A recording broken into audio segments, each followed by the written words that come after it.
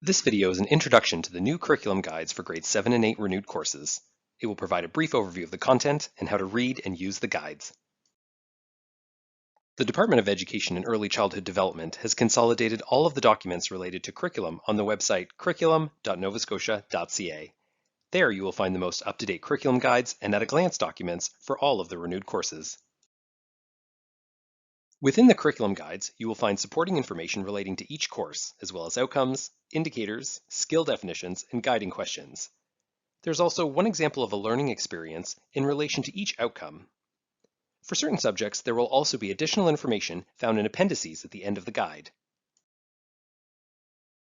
It is important to note that the outcomes, indicators, skill definitions, and guiding questions that are found here match what is also found in the at-a-glance documents. These curriculum guides are organized by outcome.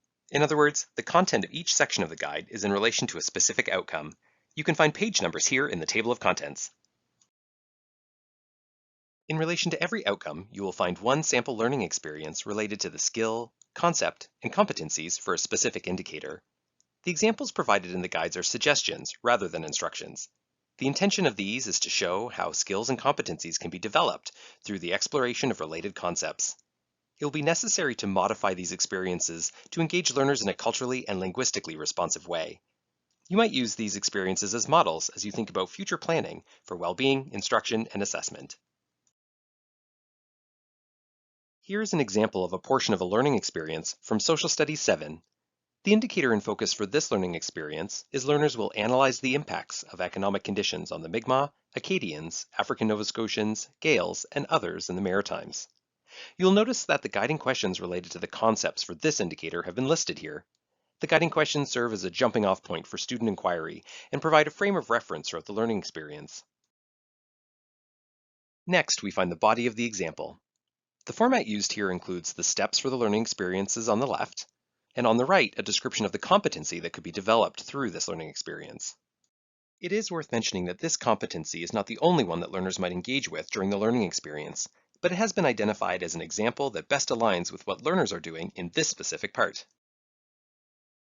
Throughout the learning experiences, you will also find possibilities for teachers or learners to collect evidence of learning.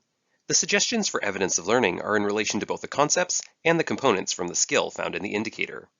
For example, here, students are gathering and selecting relevant information about economic conditions resulting in entrepreneurship. This is the start to learning how to analyze as learners come to know the impacts of economic conditions on people in the Maritimes. The example learning experiences do not represent the entirety of learning in relation to each outcome. Instead, they offer a possible way to engage with one of the indicators. It is possible that additional experiences will be necessary prior to the example provided or after to continue learning in relation to the outcome.